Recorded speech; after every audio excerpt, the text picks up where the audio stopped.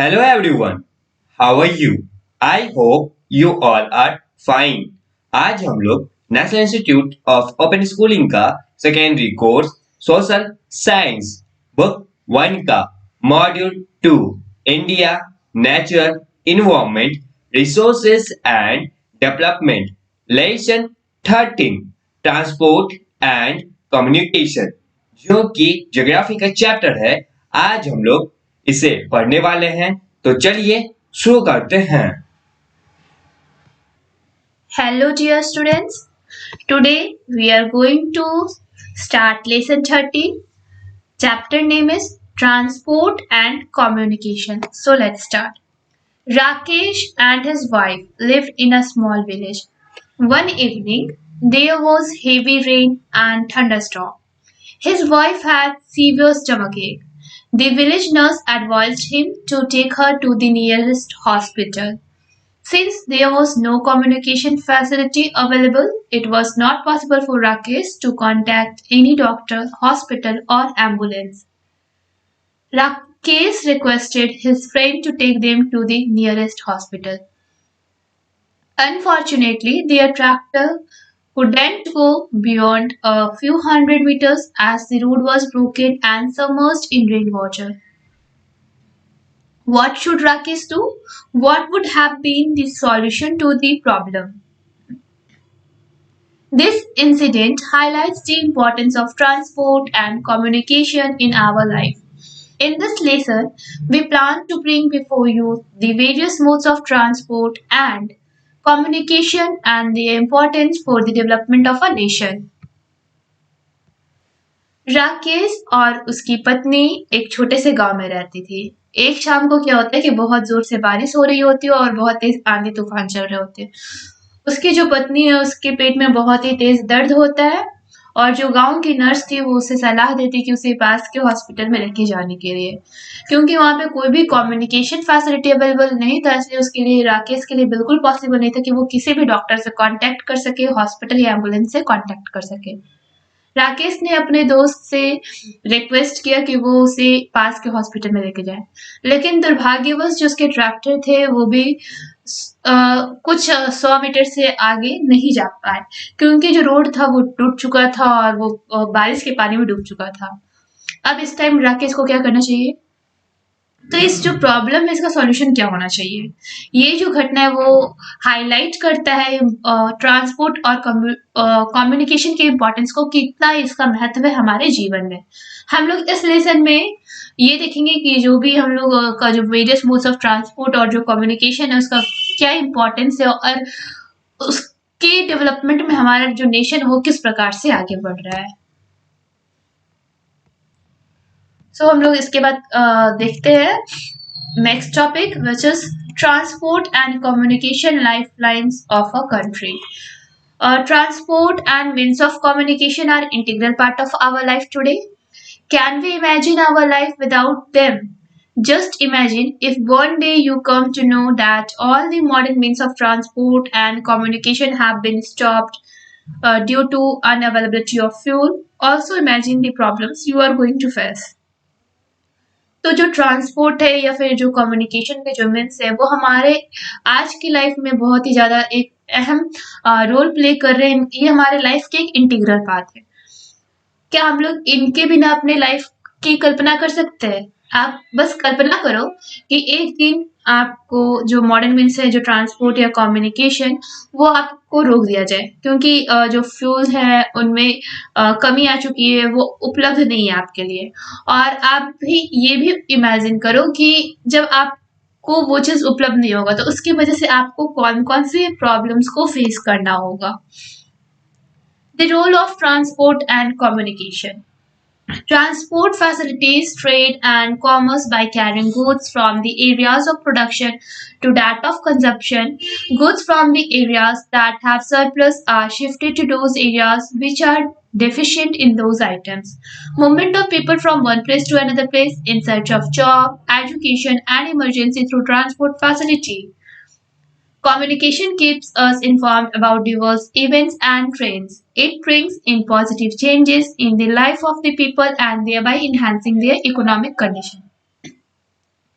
तो ये जो ट्रांसपोर्ट फैसिलिटीज है वो ट्रेड और कॉमर्स में इसका क्या इम्पोर्टेंस है, ये कोई भी सामान को जो भी कंजप्शन वाले जहाँ पे प्रोडक्शन होता है वो वहां से उठाता है और कंजप्शन वाले जगह पे पहुंचाता है। जैसे कि जो भी गुड्स होते हैं और जहाँ पे सरप्लस होते हैं उनको शिफ्ट कर दिया जाता है उस एरियाज में जहाँ पे उस सामान की कमी है।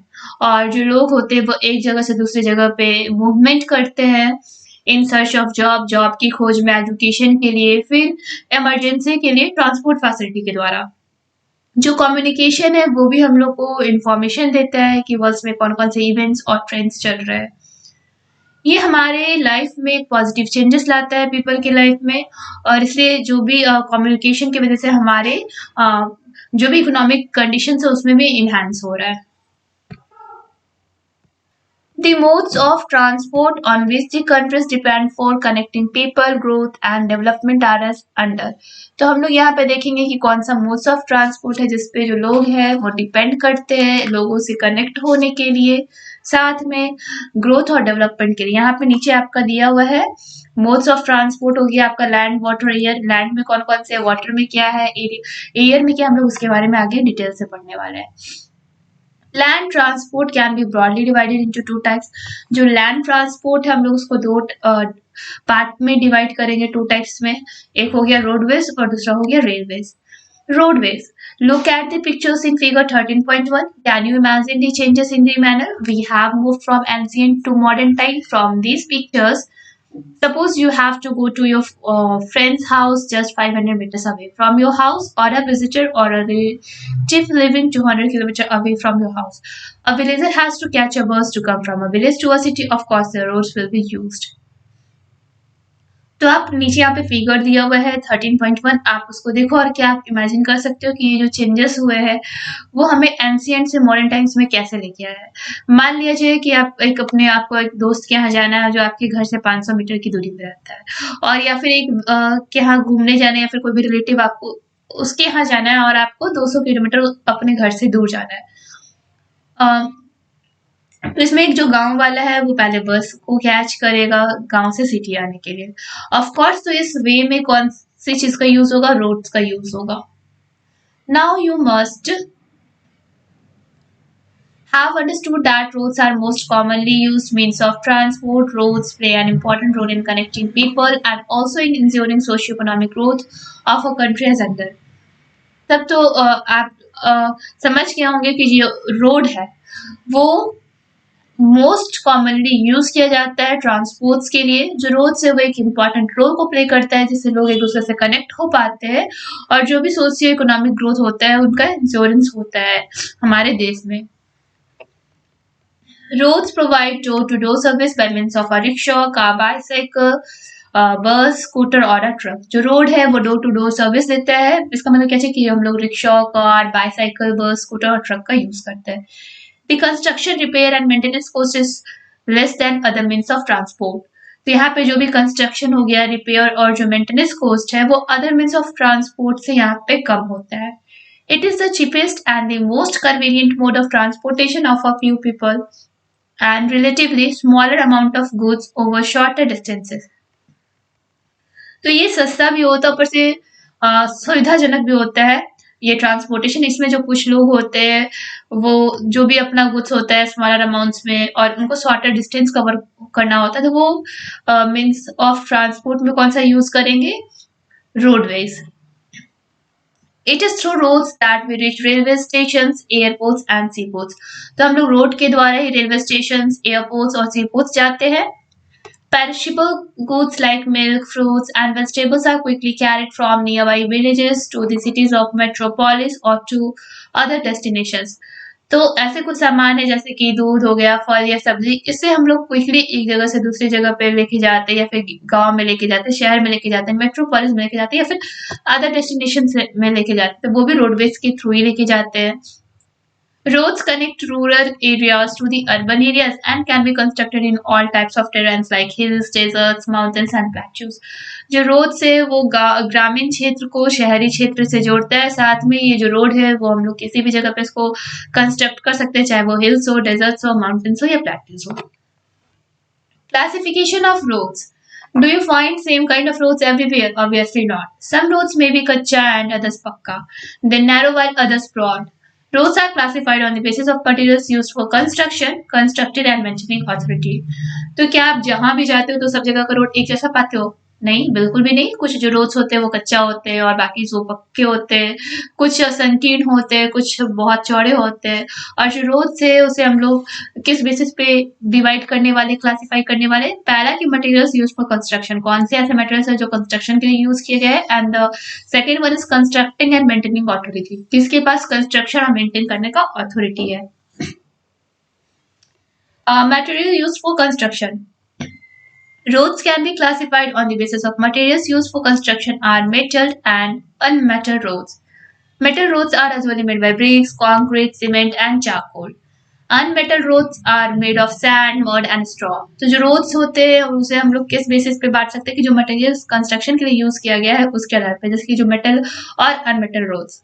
जो मेटल रोड्स है उसमें यूजुअली हम लोग ईंट का, कंक्रीट, सीमेंट और चारकोल का यूज करेंगे, और जो अनमेटल रोड्स है उसमें हम लोग बालू, कीचड़ और ये घास फूस का यूज करेंगे। कंस्ट्रक्टिंग एंड मेंटेनिंग अथॉरिटी, अब हम लोग देखेंगे कि कंस्ट्रक्टिंग और मेंटेनिंग अथॉरिटी क्या है। Have you ever wondered as to who constructed these roads and where did they get the money from? They are constructed by using public money paid as taxes by people. Various government authorities are responsible for balanced development of roads and better management. तो क्या आपने ये सोचा है कि ये जो roads होते हैं वो कौन कंस्ट्रक्ट करवाता है और इसके लिए मनी कहाँ से आता है? तो ये जो कंस्ट्रक्ट का जो रोड होता है, कंस्ट्रक्शन, वो लोगों के पैसों से होता है, जो एज अ टैक्स आप लोग पे करते हो। और बहुत ऐसे गवर्नमेंट अथॉरिटीज होते हैं वो रोड के डेवलपमेंट को देखते हैं और उसके बेटर मैनेजमेंट पे काम करते हैं। The development of village roads are undertaken by the scheme known as Pradhan Mantri Gram Sadak Yojana launched by the central government. और जो भी ग्रामीण जो सड़क है उसका जो भी स्कीम होता है उसका विकास कैसे होता है, तो एक स्कीम निकला है प्रधानमंत्री ग्राम सड़क योजना जिसे सेंट्रल गवर्नमेंट के द्वारा लॉन्च किया गया। इसके अंतर्गत ग्रामीण सड़कों का विकास होता है। And here is a map which shows Indian Golden Quadrilateral. आप ये ध्यान से देख लो क्योंकि एग्जाम में कभी कभी इसे बनाने के लिए बोल दिया जाता है कि आप मैप में शो करो कैसे गोल्डन क्वाड्रिलेटरल है। This provides links from village to village and village to main roads in rural areas. About 80% of the total road length in India is categorized as rural roads. तो ये जो जितने भी links है वो village से village या village से मेन रोड या फिर रूरल एरियाज में लिंक करने का काम करते हैं। करीब जो 80% जो टोटल रोड लेंथ है वो इंडिया में उसे रूरल रोड्स के नाम से हम लोग कैटेगराइज करेंगे। जिला परिषद has been made responsible for constructing roads that connect district headquarters with other cities and towns of the district. These district roads account for 14% of the total road length in India. तो जो जिला परिषद है उसने उसे वो एक responsibility लेता है, एक जिम्मेदारी लेता है कि वो जो भी रोड्स का कंस्ट्रक्शन है जो कनेक्ट करता है डिस्ट्रिक्ट हेडक्वार्टर से और अदर सिटीज और टाउन से डिस्ट्रिक्ट के, वो जिला परिषद देखते हैं। और ये जो डिस्ट्रिक्ट रोड्स है वो 14% टोटल रोड का लेंथ भारत में इसका अकाउंटेबल है। मीन्स जो 14% रोड्स है भारत में वो किसका है? डिस्ट्रिक्ट रोड्स का है। एंड इसके देखरेख के लिए जिला परिषद रिस्पॉन्सिबल होते हैं।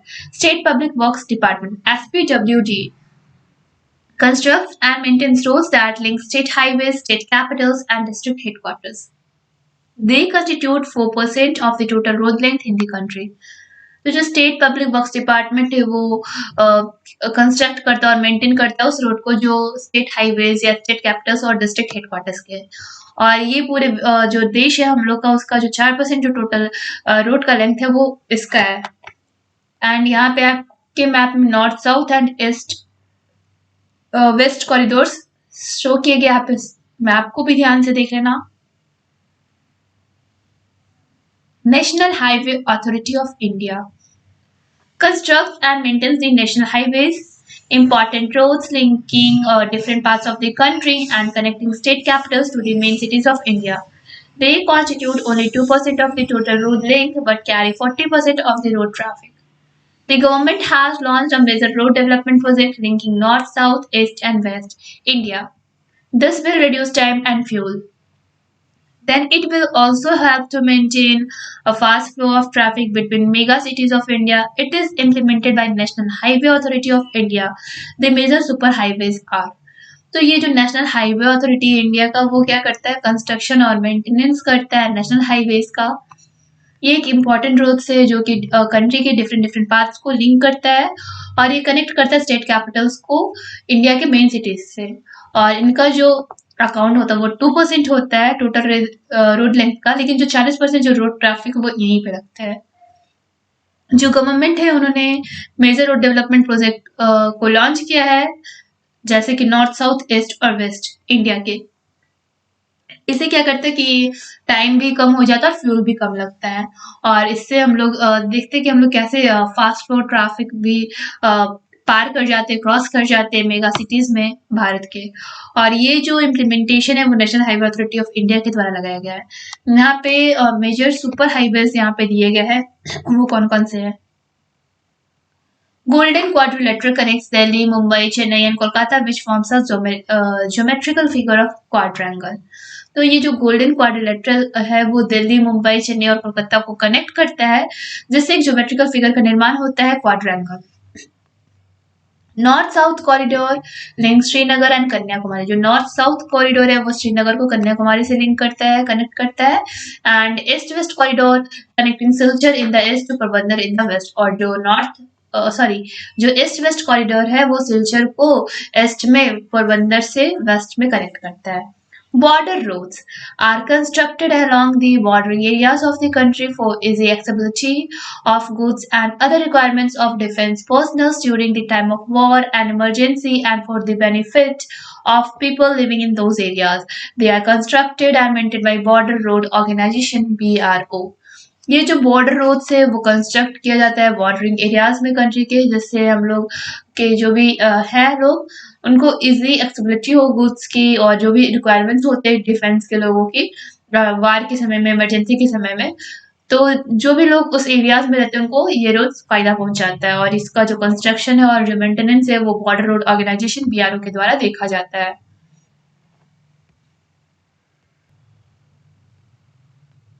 वेल, चैप्टर अभी कंप्लीट नहीं हुआ है। नेक्स्ट वीडियो में नेक्स्ट टॉपिक कवर होगा। तब तक के लिए इस चैप्टर को पढ़ने और समझने का प्रयास करें।